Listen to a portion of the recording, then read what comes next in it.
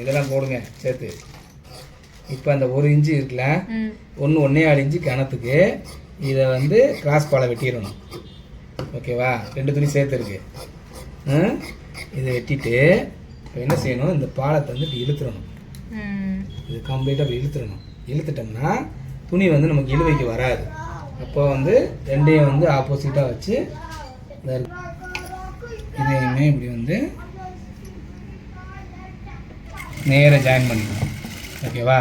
பண்ணிவிட்டு கரெக்டாக ஒரு 1/4 இன்ச்சுக்கு தும்பு வெட்டிடணும். வெட்டிட்டு அதே மாதிரி இங்கேருந்து ஒரு தையல் போட்டுட்டு இந்த பாலை வந்து இங்கேருந்து கரெக்டாக அரைஞ்சி விட்டுறணும். ஏன்னா மடிக்கணும்ல. விட்டுட்டு இங்கேருந்து நட்டால் அந்த நண்டுக்கால் பாந்த அளவுக்கு, இந்த நண்டுக்கால் இருக்குல்ல, இது வந்து நம்ம அளவுக்கு தான் கொடுத்துருக்காங்க. இது வந்து இந்த அளவுக்கு தான் மேக்ஸிமம் எல்லா அளவும் கொண்டு வரணும். ஓகேவா? இப்போ இதில் இருந்து என்ன செஞ்சுக்கணும், இதை வந்து லேசாக இழுக்கணும். இதை இழுக்கக்கூடாது. இதை வந்து இழுக்கணும். இதை இழுக்கக்கூடாது. கழுத்தை இழுத்தேன்னா கழுத்து பெருசாகிடணும்.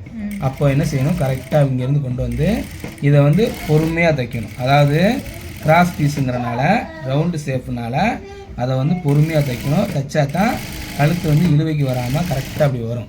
இதாக இருக்குல்ல, இந்த அளவுக்கு கரெக்டாக 1/4 இன்ச்சு அளவுக்கு இதை வந்து லேசாக இழுத்துக்கிறணும். தும்பு வந்து நமக்கு 2 துணியும் பிடிக்கிற மாதிரி 1/4 இன்ச்சு அளவுக்கு வச்சுட்டு இதை வந்து லேசாக இழுத்துக்கிறணும். இப்படியே இழுத்து கொண்டு வரணும். கொண்டு வந்துட்டோம்னா இந்த விரல் வந்து பெரிய விரல் வந்து இப்படி பிடிக்கணும். ஓகேவா? இந்த இந்த கை வந்து நமக்கு துணி பாலத்தை கரெக்டாக கொண்டு வந்துடணும். கொண்டு வந்து கரெக்டாக இங்கேருந்து அரைஞ்சி வெட்டி விட்டுணும். கட்டுறோம் இப்படி. ஏன்னா இது வந்து விரிஞ்சு வரும்ல, அப்போ அங்கே மட்டும் போட்டு ஃபுல்லாக நீவி விடணும். நமக்கு அந்த தையல் போட்டோம்ல, அந்த தையலை பூரா நீவி விடணும். நீவி விடாமல் தைச்சோம்னா கழுத்தோட இதை நீவிட்டு கரெக்டாக இதில் இருந்து ஒரு புள்ளி, 1/2 இன்ச்சு கூட இருக்கக்கூடாது, 1/4 இன்ச்சு ஒரு புள்ளிக்கு இங்கேருந்து ஒரு தையல். இதை வந்து கரெக்டாக என்ன செஞ்சிடணும், இப்படி வந்து தையல் போடணும். அந்த கரெக்டாக நம்ம அந்த தைச்ச இடத்துல கரெக்டாக தையல் போட்டுட்டு இந்த பக்கம் பரட்டிட்டு நம்ம எக்ஸ்ட்ரா துணி வருதுல்ல, அதை வந்து கரெக்டாக ஜாக்கெட் கீழ் துணியை வெட்டிடாத அளவுக்கு ஓரத்தில் லேசாக கட் பண்ணிடணும். சில பேர் வந்து 2 துணியாக வச்சு மடித்து தைப்பாங்க. அது வந்து உனக்கு கணம் கூடும். இதில் வந்து நம்ம கணம்லாம் கூடாது, நீட்டாக இருக்கும் தையல். அதாவது கழுத்து பீஸ் வந்து நமக்கு சேஃபாக உட்காரும். 2 துணியில் மடித்து தைச்சோம்னா அது சரியாக உட்காராது, கணம் கூடிக்கிறோம். அதில் வந்து நமக்கு சரியாக அது கணம் கூடும். இதில் வந்து கணம் கூடாது, நீட்டாக இருக்கும். கழுத்துக்கிட்ட இப்போ லேஸ் வைக்கிறோம், இது வைக்கிறோம்னா ரொம்ப கணம் கூடாமல் தெளிவாக இருக்கும் கழுத்து. என்ன செய்யணும்னா இங்கேருந்து கரெக்டாக அப்படி மடிச்சுட்டு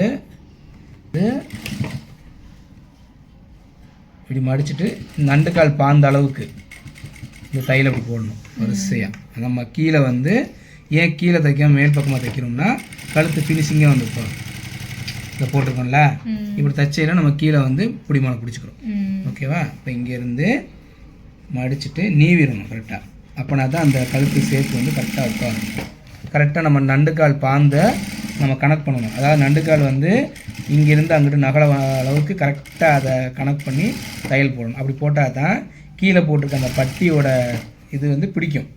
அந்த தையல் வந்து கீழே பிடிக்கும், இல்லைன்னா விலகிடும்.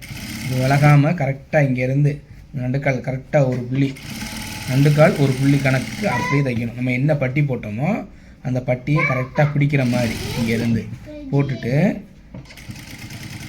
கழுத்தை வந்து எக்காரணம் கொண்டு கழுத்தை இழுக்கவே கூடாது. கழுத்து பாலத்தை தான் இழுக்கணுமே ஒழிய கழுத்தை இழுக்கக்கூடாது.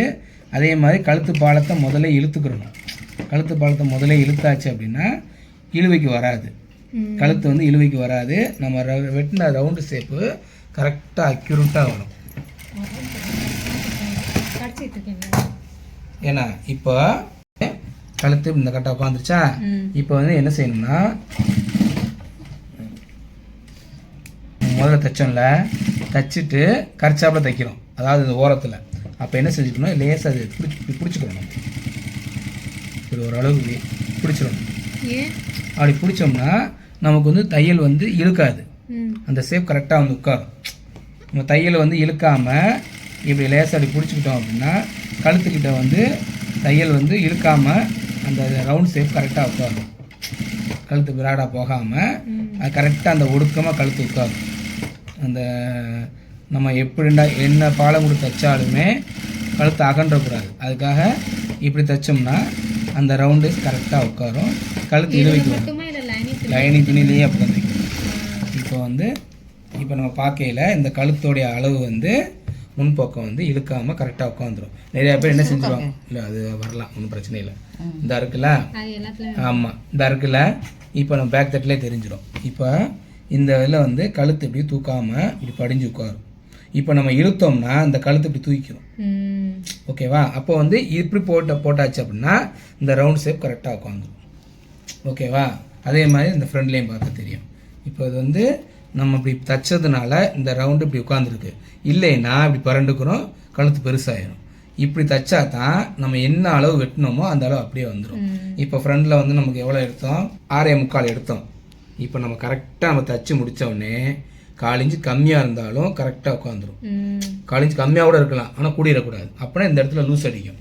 இப்போ வந்து நம்ம கரெக்டாக அந்த கழுத்தோடைய அளவு சரியாக வந்துடும். இப்போ ஜாக்கெட்டு கம்ப்ளீட்டாக ஃபினிஷ் பண்ணியாச்சு.